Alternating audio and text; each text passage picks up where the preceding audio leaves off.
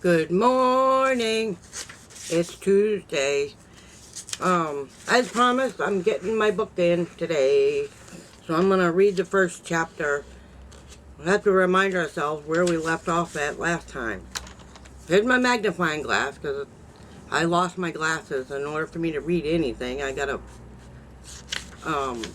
have to use my magnifying glass.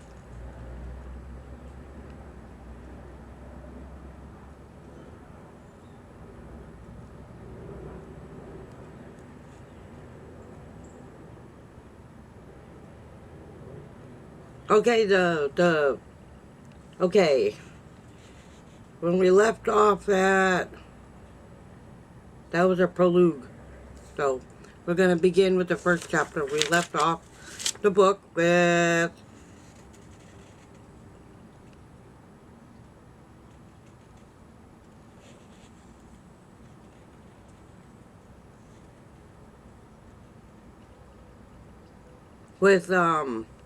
Nia's body weakened as the thought of Linda being killed. That means, well, you know, she was, before that, jarring thump proceeding, heaving gasps. "I'm gonna kill you," the man muttered, again over the sound of gut-wrenching gurgling. So no, Linda was dying. She was dying. So we're gonna start with the first chapter. Okay, see, chapter 1. This is home. We're still working on hometown homicide. The next time I pick out a book, y'all can go with me and we can pick out a new book. But we're not gonna do that until we finish this one. And I don't know. We'll wait at this rate. We might get the book finished at the end of the year. Just kidding. So let me continue, huh? Because I have a few other things I need to do today, and everybody's asleep now, so now would be a good time to read my book. And I will have this video up by noon. So let me continue, okay? This camera seems crooked to me. That better. Okay, chapter 1. Let's see, Drew Taylor. I don't remember who he is. Drew Taylor, a 10-year-old veteran, Juniper police officer, so he's a cop. Okay, they finally made it to Linda's house, I'm guessing. Alright, Officer Drew Taylor kicked in the cracked wooden panels, hanging from the door of Shelby's candy factory before stepping inside. The place had been closed for years and sat abandoned on the land bordering Juniper and Binchport. Since it was in Juniper's jurisdiction, the town had made plans to demolish the property last year and build affordable housing in its place. Isn't that just like some people? They tear down an old building?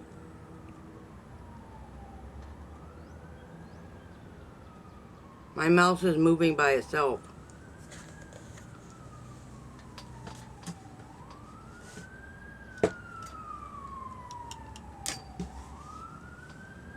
Stop!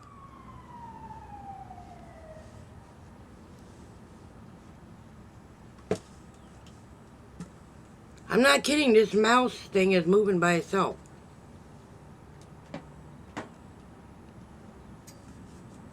There it goes, it stopped. That was weird. Now that was spooky. Anyway, let me continue with my book. What was I saying now? Yes. Isn't that just like people to tear down an old place like that to build affordable housing? Well, in this city, it would be a good idea. Okay, but then protesters had stepped in, insisting that the historic landmark merited preservation. The powers that agreed to halt demolition after activists promised to renovate the building. What this has anything to do with this murder, I have no idea.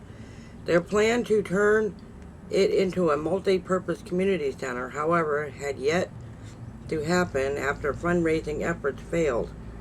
In the meantime, the factory remained vacant and dangerous. Teens had been using the space to throw wild parties, while squatters saw it as a place to hang out, drink, and sleep for days on end. Law enforcement did the best to keep out the riffraff, but the moment they drove away, loiterers and partygoers sneaked right back into the scene. Shelby's, the candy store, Shelby's had become a point of contention for most Juniper residents. The quaint town of just over 10,000 located right outside Denver prided itself on a welcoming spirit, solid family values, neighborly kindness, and tight-knit bonds. Many of the cafes, boutiques, and service businesses had been passed down for generations to generation. Yeah. The hardworking community strove to maintain a glowing reputation, which was vital considering many Denver tourism dollars trickled over into Juniper's agricultural museums, vintage car shows, and antique mall. Oh, and an antique mall. Most residents felt as though Shelby had become a stain of the town.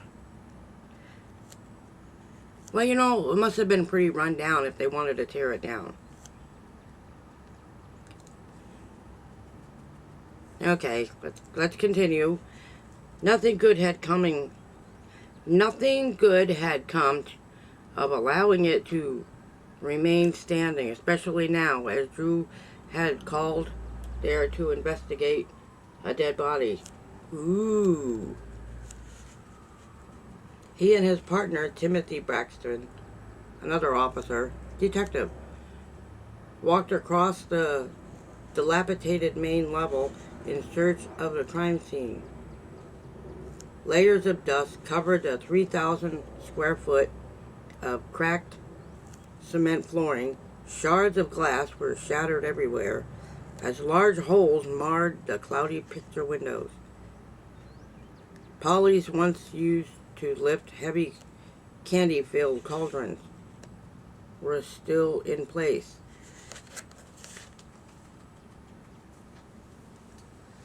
Okay, let me go. Okay, let me continue. I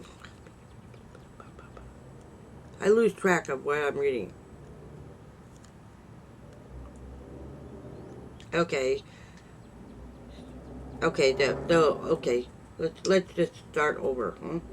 As large holes marred the cloudy picture windows, pulleys once used to lift heavy candy-filled cauldrons were still in place, as were a few cooling tables and taffy spinning machines. Officers, over here! Drew and Timothy made their way past a row of drop roller machines towards the back of the factory. The stench of decomposing flesh hit before Drew even laid his eyes on the victim. "Oh my God!" Timothy uttered, holding his hand to his nose. A deceased woman's body sat propped up in a metal folding chair. She'd been bound and gagged. Dried blood had pooled around her neck and chest. Drew's stomach lurched at the sight. Juniper rarely saw crimes this brutal. Thefts, drug deals, and bar fights were the norm, not vicious murders committed by demented killers who the officer feared would kill again. The victim looked to be in her mid to late 20s, 5'6", if he had to guess. About 135 pounds, ooh, minus the post-mortem bloating. Her large, dark brown hair was a tangled mess. If he hadn't seen the back of her white t-shirt, he would have thought it was a reddish brown, as the front had been completely soaked in blood.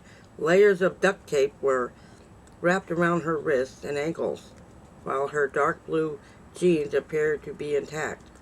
She wasn't wearing any shoes. Any word on who the victim is? Drew asked Officer Davis. Yep, her name is Katie Douglas. So he had ID her.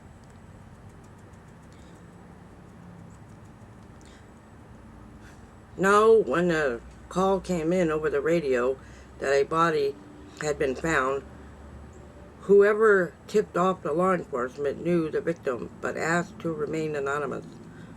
Drew bent down and studied the woman's skin. Judging by the green discoloration, along with the mixture of blood and foam leaking from her mouth, she had been dead for a few days. He pulled a handkerchief from the pocket of his black cargo pants and waved off several blowflies before holding it to his nose. Have you found any evidence that might contain DNA? Officer Davis held a brown paper bag in the air with a gloved hand. So far, a piece of duct tape with a bloody fingerprint that I spotted near the victim's feet. Good. Let's make sure we get that sent to the crime lab as soon as possible. Will do. Oh, and there was one more thing. The officer handed over a brochure. Drew slipped on a pair of latex gloves before taking it. What is this? An event calendar for Latimer Park Recreation Center. We found it stuffed inside the victim's hand. Interesting. In between the bloodstains, Drew studied the activity details. There was a wide variety of them, from pumpkin carving contests to crafting classes. I wonder if she's somehow affiliated with the park. But I don't see her name listed as an instructor or host or any of the other events. Peering over his shoulder, Timothy asked, "Are there any handwritten notes on it? Or phone numbers?" "Nope, nothing. We'll send this to the lab as well. See what DNA might be detected. We should also stop by Latimer Park and pick up a calendar on the way back to the station. I want to have that on hand just in case we can somehow trace the victim to the park." Drew made his way towards the back wall of Shelby's candy factory, a store that was normally boarded up had been yanked from the hinges. "Hey Davis, where's the forensic team?" "They're on their way." And a medical examiner? "She's at the hospital wrapping up an autopsy. She should be here soon. Can you let me know when she arrives? I'd like to speak with her." Officer Davis' eyelids lowered as if he wanted to question Drew. Instead, he replied, "Oh, yeah, sure." Ignoring his confusion, Drew pulled out his cell phone and took several photos of the scene. After nearly 10 years on the force, his colleagues still didn't seem to understand how his behavior once he slipped into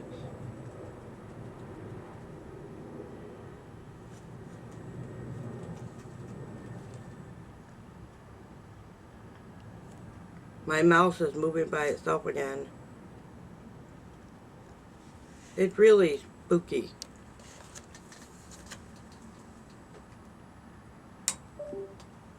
I turned off my mouse. I couldn't stand watching it anymore. Okay. I'm not kidding. That mouse thing was moving by itself. Uh, do I have a ghost in my room playing with my mouse? Nah. Anyway, let's continue. Yeah, I lost my place. Okay. Ignoring his confusion, Drew pulled out his cell phone and took several photos of the scene. After nearly 10 years on the force, his colleagues still didn't seem to understand his behavior. Once he slipped into into investigative mode, Drew had a habit of taking over, oftentimes making a list of duties for his fellow officers while collecting forensic evidence on his own. Today would be no different. As he began filming a video, Drew contemplated what the victim had gone through before being murdered. Had she been drugged and kidnapped? Did she know her killer? Was it someone she trusted?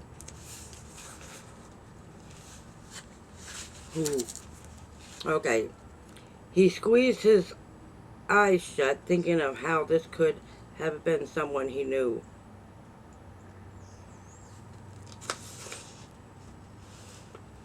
Okay. This part doesn't make any sense. Anyway, the thought sent a streak of anger through his chest that pushed past his lungs and out his mouth in the form of a loud grunt. You all right? Timothy asked, following him into the alleyway behind the building. No, I'm not.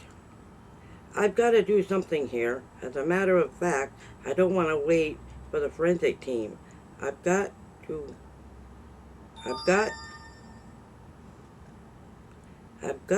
my kit in the trunk of this car. I'll let the medical examiner handle the processing of the body while I collect whatever evidence I can.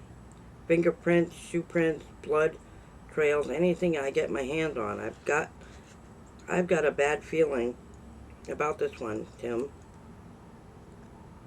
If we don't catch a suspect soon, trust me, he will kill again. Drew stood outside Chief Mitchell's door, gnawing at his bottom lip. The chief never called him to his office, at least not for a one-on-one meeting. Usually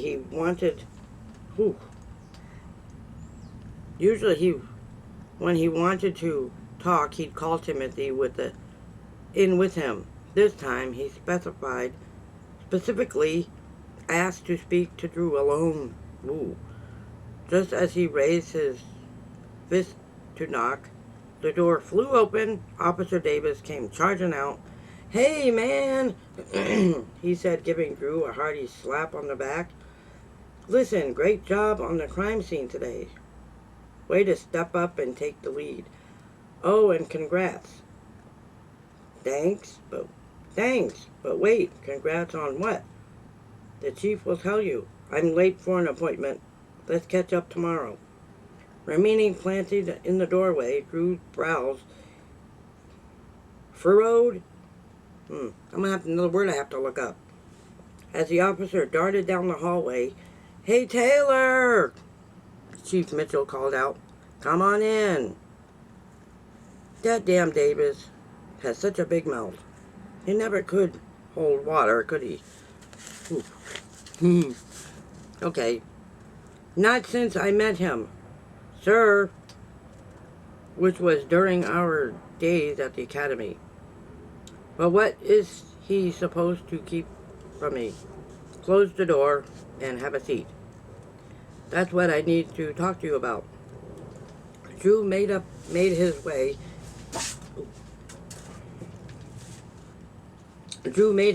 inside the cluttered office while pulling out a worn burgundy tweed chair.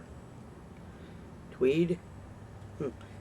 He eyed the cardboard boxes stacked against the empty filing cabinet, framed pictures and certificates, and had yet to be hung were propped up against the wall. Containers or unopened supplies hung in the side of the desk.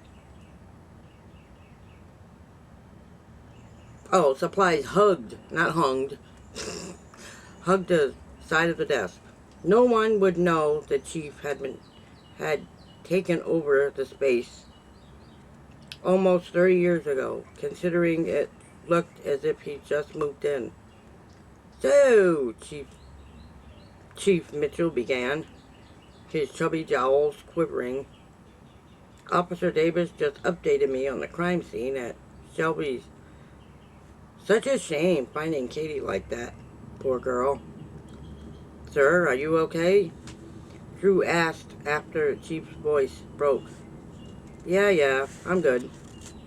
I went to high school with that victim's father, so I feel somewhat connected to this case. Her dad called me this afternoon, and the man was so inconsolable I promised him we'd do everything in our power to catch the sick SOB, really that's what it's in here, the sick SOB who did this to his daughter, which is where you come in, Officer Taylor. Whew. Drew nodded. His eyes drifted toward the stack of boxes sitting directly behind the chief. The one on top caught his attention. Linda Eccles. Yes, that's where this all... Yeah, see, I knew this was leading somewhere. Was scribbled across the side in bold black letters. It had been almost a year since her murder occurred, leading to one of the toughest investigations Drew had ever worked. No viable evidence was found at the scene of her home invasion, with the house being in an isolated area. This book's gonna take a while. It's already 20, who cares, right? We're just gonna continue it. Witness came forward and no security footage surfaced. Every lead hit a dead end. Eventually, the case went cold. Since Linda's death, not a day has gone that Drew didn't think about it. He'd grown extremely close to her family while working on the investigation. After speaking to Linda's mother on an almost daily basis, he made a promise to catch her killer. When that didn't happen, he considered quitting the force, but it was Chief Mitchell who had encouraged him to remain on board. You'll never make an arrest if you're no longer member of Juniper PD, the chief told him. When Drew expressed feelings like a failure after making a promise he couldn't keep, his boss stopped him. Listen, son, this was your first lesson in understanding that sometimes working in the field of criminal justice means playing the long game. Hell, some cold cases don't get solved until 20 or 30 years down the road. But the key is if you work hard enough, they eventually will. So keep your head up and hang in there. You know, I read somewhere, somebody told me that many times. Anyway, those were the words that kept Drew on the force, prompting him to pin a photo of Linda inside his cubicle as a reminder to never give up on trying to solve a case. And now, after hanging a picture of Katie next to hers, Drew hoped that the investigation would somehow come full circle and lead him to Linda's killer. Oh, and lead him to Linda's killer. He had to consider the possibility of the cases being connected. Considering both women's throats had been slashed, Linda's attacker was still on the loose. Oh, I need some coffee, but I want to finish this. Damn it. Sorry. Okay. I forgot where I was at. Anyway, those were the words that kept Drew on the force, prompting him to pin a photo of Linda inside his cubicle. A reminder to never give up. Hanging the picture of Katie next to hers. Drew hoped that the investigation would somehow come full circle and lead him to Linda's killer. He had to consider the possibility of the cases being connected, considering both women's throats had been slashed and Linda's attacker was still on the loose. Well, Chief Mitchell said, pulling Drew from his thoughts, let's talk about why I asked to meet with you. When Officer Davis and I were discussing the crime scene, he mentioned how you really stepped up and took a leadership role with getting the reports completed, holding critical conversations with the medical examiner, forensic team, and gathering evidence. Then, of course, there were the photos and videos you captured. Keep this up, and you'll be stepping into my shoes once I finally decide to retire. Wow, that's quite the compliment coming from you, Chief. Thank you. Of course, it's a compliment well earned. And the reason I'm saying all of this is because I'd like for you to head up the Katie Douglas murder investigation. Drew sat straight up, turning his ear to the chief's direction. I'm sorry. I think I misheard you. What did you just say? I said I'd like for you to be the lead investigator on the Douglas case. The weight of the request sent him slumping into his chair. Hundreds of thoughts flew through Drew's mind. There were at least 3 other officers who would be more qualified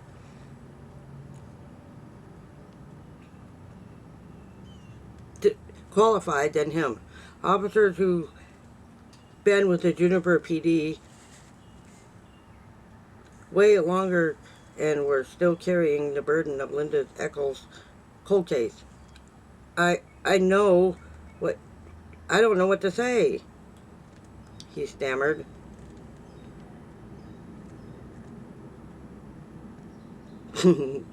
This is such a huge investigation. And wait, are you saying that I don't want to take this on? No, that's not. It's not that. I'm just thinking about all the other officers who would be more seniority than I am. Like Nelson or Harper or Adams.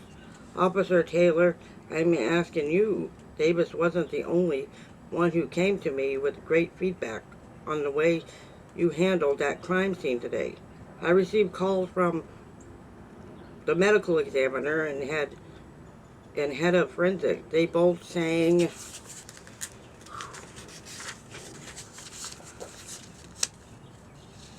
your praises. Not Nelson's, Harper's,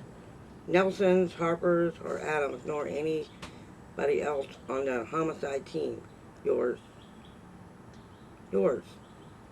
Pulling a puff of air, Drew leaned back, his eyes glazed over as he stared into the speckled drop ceiling. Moments like this were the reason he had joined the force. This was his time, his opportunity to prove he was capable of getting a murder solved.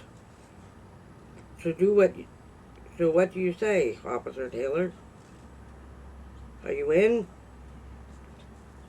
Gripping the arm of his chair, Drew slid to the edge and looked at Chief Mitchell directly in the eyes. Absolutely, sir. I am all in. Anyway, that's chapter 1. So we're going to do chapter 2 next week. I need a bookmark. Hey, if anybody wants to send any, I could use a bookmark for my book. Anyway, I'll just use this. Anyway, wasn't that exciting? Oh my goodness. Anyway, in case you're interested in this book, what book this is Hometown Homicide. Yes, and we just started chapter 1, so next Tuesday I'll read chapter 2. So we may get this done in a year. Just kidding. I love to read books. To me, it's pretty exciting. So it's the very start of the case, and we'll get to chapter 2 next week. I'm waiting to see if anybody falls in love. So, anyway, I hope you enjoyed me reading today's chapter 1, and I enjoy it. So this is one of my passions, is reading books. And the next time I get a book, we'll pick it out together, huh? So, and have a good day, everybody, and I will see you in tonight's video. Yes, we'll see you later. Have a good day, everybody.